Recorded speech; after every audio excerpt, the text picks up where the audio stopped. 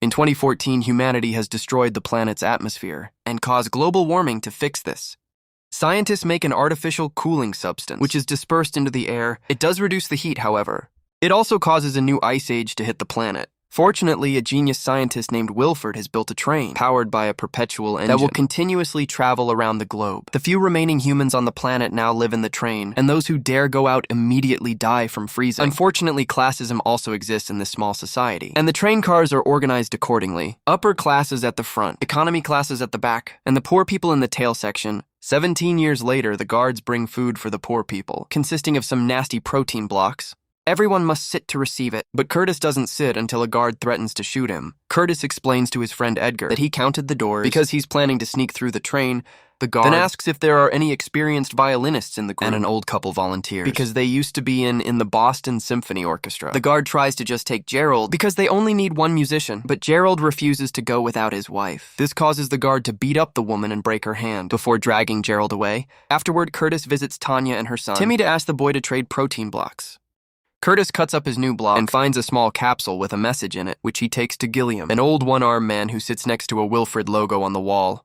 The message says Nam, the name of a security expert from the prison section. Curtis wants to find him so he can help them with the revolution, so Gilliam assists Curtis in mapping out their options. Later, while everyone is sleeping, a bunch of guards arrive with Wilfred's assistant Claude, who starts measuring all of the children with a tape. Suddenly, Claude approaches Tanya and moves her skirt to find Timmy hiding there, so Timmy tries to run as his mom screams. However, the guards capture Timmy and beat Tanya up to shut her up. After some more measuring, Claude takes Timmy and Andrew's son, Andy. A devastated Andrew yells and throws a shoe at Claude, so the guards immediately capture him.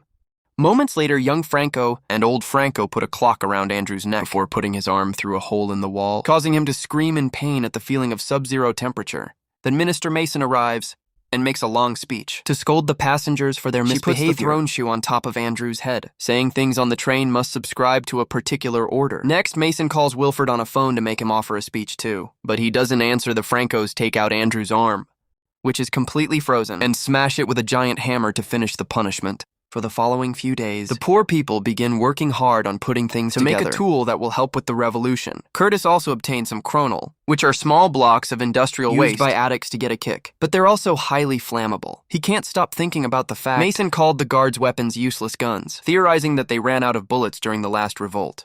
While everyone works, the artist of the group makes drawings of all the important moments, and he gives Andrew and Tanya portraits of their kids. One day, the alarm suddenly goes off, and everyone scrambles to get in line for the guards. Their device is ready, so to create a distraction, they start yelling in protest to the protein blocks. A guard grabs an old man and threatens to shoot him, so Curtis runs forward and puts the gun on his own head instead. When the guard pulls the trigger, nothing happens, so Edgar yells that the guns have no bullets and chaos breaks out. The device turns out to be a giant train of pipes on wheels, which the group starts pushing through the next compartment, with Curtis riding on top of it. A huge fight breaks out between the guards and the rebels, but without the guns, the rebels easily overpower them. Suddenly, a huge guard tries to block their way. However, Gray jumps on top of him and quickly kills him, stealing his keys in the process. Afterward, the rebels easily reach the prison car, where cells are actually compartments on the walls. Using the keys, they manage to release the security expert Nam, who looks rather dazed because he's an addict. After grabbing a translating device from the wall, Curtis explains he needs help getting through the doors in the following cars, and he can pay Nam with chronal. As he thinks about it, Nam smokes a cigarette, which shocks everyone, because cigarettes haven't been available for over 10 years. The little Chan takes the chance to steal Nam's matches. After lots of thinking, Nam throws the cigarette and everyone starts fighting over it, but Nam also joins the fight until Curtis pulls him out of it. Nam reveals he took the keys and opens another compartment containing his daughter Yona, who is also an addict. Nam agrees to help if both of them get chronal for each door. Judas accepts the deal, so Nam starts working on the door's wires. After Yona announces there's no one on the other side, Nam opens the door and the group confirms it's empty. Someone opens the windows, and everyone is shocked to see the sunlight again. After almost 2 decades, the world outside is covered in snow, and every city is completely frozen. Then Nam begins working on the next door, and Yona says he's running right before it opens. The group is surprised to see Paul, a previous member of their group, who is now jumping around like a maniac. He didn't used to be like that, so they look around and notice these are the machines that make the protein blocks. Paul was brought here to make the blocks alone, which has driven him crazy. Curtis looks inside a machine, only to be horrified to discover that the ingredients for making the protein blocks cockroaches. Suddenly, he finds another capsule on the floor and asks Paul about it, but he doesn't know who sends them. He just puts them in the food. Gilliam opens it and finds the word water, so Paul tells them the water supply is a few cars up.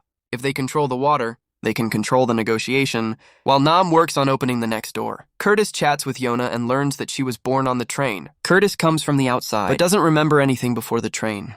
Curtis also wonders if Fiona's clairvoyant, causing her to look at the door and yell, "Don't open it," unfortunately. It's too late. The door opens and reveals a room full of masked men armed with axes. As a threat, they hold up a fish and gut it. The rebels aren't intimidated and run forward, causing a chaotic fight to start. Both sides quickly begin losing people as they kill each other without mercy, splattering blood all over the car. Edgar and Curtis try to advance through the crow as they kill lots of masked men, but suddenly Curtis slips on the fish. A man tries to kill him when he's down, but Edgar jumps to kill him first just in time. At the front of the car, there are even more masked men and a few guards who announce they're about to cross a bridge. Then the men begin counting down, and when the train reaches the bridge, they yell Happy New Year, unfortunately. Since last year, several banks of ice have formed on the bridge. The train shakes like crazy as it goes through them, causing everyone to fall to the ground except for Yona and Nam, who look out the window to check on the cliffs below. Eventually, a guard announces that they've crossed the bridge, and everyone stands up to fight again, only to be interrupted when Mason and the Franco's end of the car. She scolds the rebels for being ungrateful for the shelter and food that Wilfred has been giving all these years and informs them that 74% of them will be killed. A furious Curtis throws an axe at her face, but it gets blocked suddenly. Mason holds up binoculars and her men put on special masks. So Yona explains to Curtis that there's a long tunnel coming up.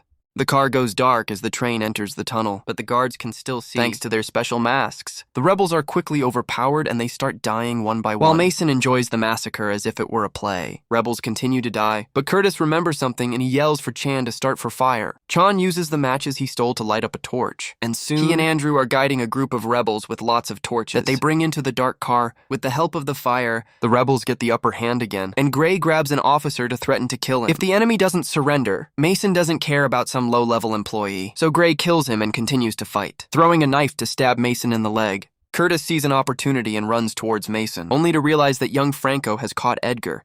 For a second, Curtis doesn't know what to do, but in the end, he chooses the needs of the many and runs to capture Mason, while Franco kills Edgar as soon as Curtis grabs Mason. She orders everyone to stop fighting. Young Franco tries to kill Curtis, but Yona comes out of hiding and impales him with a metal rod. After the group captures old Franco, they wash the blood off in the next car, which has running water. Tanya and Andrew hurt Mason to make her talk. But Mason only knows that the children are taken to Wilfred now. It's Curtis' turn to threaten her, saying he can turn off the water supply. However, Mason laughs as she explains that the water comes from the front of the train. It's the snow and ice the train breaks as it moves. Curtis is ready to kill her, but Mason manages to convince him to take her with them because she can guarantee safe passage. That night, the group decides to rest, but Curtis and Gilliam stay up discussing the next move. Gilliam doesn't like how many people have died already, so Curtis volunteers to keep going alone, while Gilliam watches over the group and the prisoners. After looking at Curtis' arm scar, Gilliam accepts the next morning. Curtis leaves with Andrew, Tanya Nam, Gray and Yona always keeping a handcuffed Mason at the front. The first car they enter is a greenhouse, where fruits and vegetables are grown for the upper class. Nam gives Yona some dirt because she never touched it before, and she's surprised by the worms. The next car is a giant aquarium, and Mason offers the group to have sushi. In this train, fish are only eaten twice a year, because they must maintain the balance of the ecological system. Mason tries to eat some sushi too, but Curtis stops her and makes her eat a protein block instead, enjoying her face because she knows what's in it. After passing through the butcher car, they find a classroom full of screaming children. Tanya and Andrew immediately ask for their kids using the drawings, but a boy only knows that they were taken. Further in the train, the teacher turns on a video full of propaganda that teaches the kids that Wilfred is their merciful savior. The children absolutely love it and even cheer for their leader. Next, the teacher plays an instrument and sings a song that teaches the children they'll freeze and die if the train ever stops. At that moment, they pass by a spot in a landscape where 15 years ago, 7 people once tried to escape, and now their bodies are frozen statues in the snow. Then a man comes in with a cart filled with New Year's warm eggs. Both the children and the rebels grab eggs to eat, while Gerald also shows up to play the violin for them. After Tanya notices how much Gerald has changed since he got this job, Curtis finds a capsule in the egg with a message that says blood. When the cartman reaches another car, both he and the teacher pull guns out of the piles of eggs. To begin shooting, everyone ducks for cover. But sadly, the teacher kills Andrew before Gray ends her with a knife. Mason tries to shoot Curtis, but he kicks the gun out of her hand. Right as a live video appears on the classroom's TV, the cartman has killed all the rebels. And now old Franco can shoot Gilliam. A grieving Curtis gets his revenge by killing Mason. The group keeps going, and in the following few cars, they find the fancy people using all kinds of services like doctors, tailors, and a beauty salon. While they cross the dining room, Franco gets moving too, and notices the train is turning in a way that his car and the one with the rebels are adjacent. Franco immediately opens fire and Curtis shoots back, missing all the shots until they both run out of bullets. While they reload, Nam sees a snowflake getting in through the bullet holes, which he considers a clue. Then Franco and Curtis shoot once more, but since this isn't going anywhere, they decide to move on. The group crosses a spa before reaching a sauna, where they hide in the stalls before Franco and two guards catch up to them.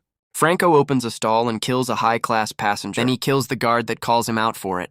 At that moment, Gray jumps out to kill the other guard and stab Franco in the shoulder. So a fight ensues as the two men struggle. Curtis comes out to shoot Franco, but he can't aim without hurting Gray. When Franco knocks Gray out, Curtis finally shoots, but Franco shoots back and hurts Curtis' arm. Tanya tries to attack Franco too, but he just shoots her down. Next, Curtis starts fighting Franco hand-to-hand, and after lots of struggle, Franco knocks Curtis out. Then Franco tries to stab Curtis only to be stopped by Gray. This time Franco overpowers him quickly and stabs him in the chest, killing him when Franco opens another stall.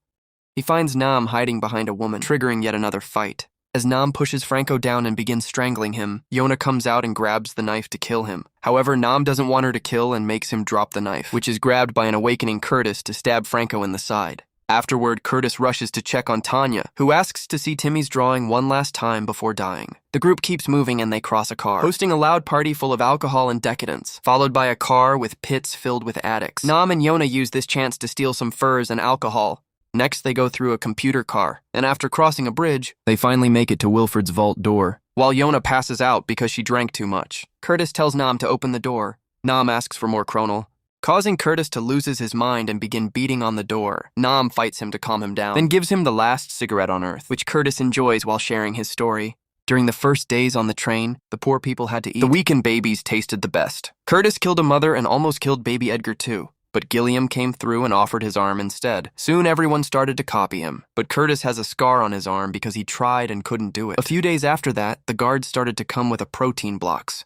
In return, Nam confesses that he's been stocking up on Chronal, because it's flammable, so he's made a bomb to blow up the door to the outside. For the last decade, on every New Year, Nam looked outside and saw signs that the ice is thawing, so he thinks they could escape and survive. Suddenly, the door opens, and Claude comes out to shoot Nam and take his Chronal bomb, before telling Curtis that Wilfred has invited him to dinner. Curtis comes inside and finally meets Wilfred, who explains Curtis is the first person to have walked the total length of this train because he's never been to the back. Then Wilfred talks about the importance of ecological balance. But since natural selection would have taken too long, years ago he made a plan. It turns out he and Gilliam have been working together all along in the designed fake revolutions that brought the population down. Curtis should have lost a few cars back, but he got lucky so to fix the balance. Wilfred calls the egg guy and orders him to kill all the remaining poor people in the back, but to spare 18 to celebrate their 18th year. The sound of screams and gunshots comes through the phone, and Curtis realizes the logo Gilliam sat next to was his own private phone. Meanwhile, Franco wakes up in the sauna and simply pulls out the knife. Outside Wilfred's car, Yona and Nam also wake up, only to notice one of the partygoers coming to attack. Nam quickly stops him and pushes him into the train's mechanism to kill him. However, there are more furious partygoers coming to hold them back. Nam blocks the bridge while telling Yona to open the door back to Wilfred. He brings Curtis into the engine so he can have a moment alone, which he hasn't experienced since he got on the train. Overwhelmed, Curtis drops to his knees and cries, while Wilfred brings him the last capsule with a message that says, Train Wilfred wants Curtis to take his place as leader, saying it's what Gilliam wanted to. Outside, Franco starts making his way through the partygoer crowd. At the same time, Yona finally opens the door. Claude comes out to investigate, but Yona kills her and takes her gun, firing it at Franco until she runs out of bullets. Franco is still alive, so Nam tells Yona to get the Chronal back from Claude. And the match is from Curtis. Yona runs inside and holds her hand out, but Curtis is under Wilfred's manipulation and pushes her away. Desperate, she grabs a fork and lifts a floor tile to reveal Timmy, working on powering the engine. Wilfred explains that they've run out of parts through the years, so nowadays he uses kids as a replacement.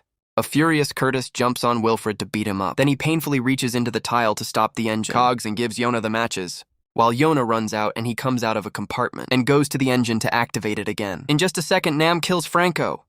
Yona lights up the Chronal, and Curtis pushes through the pain of breaking his arm to stop the engine again so that Timmy can climb out. Then the group runs to hug as the Chronal explodes, blowing up the door, but also causing a giant avalanche that pours down on the train. The cars begin to fall one by one, and the train goes off the tracks until the front jams into the snow and finally stops. Moments later, Timmy and Yona wake up in the car, surrounded by fire and the bodies of anybody else wearing the stolen furs. They go outside and watch a polar bear as they realize they won't die from freezing.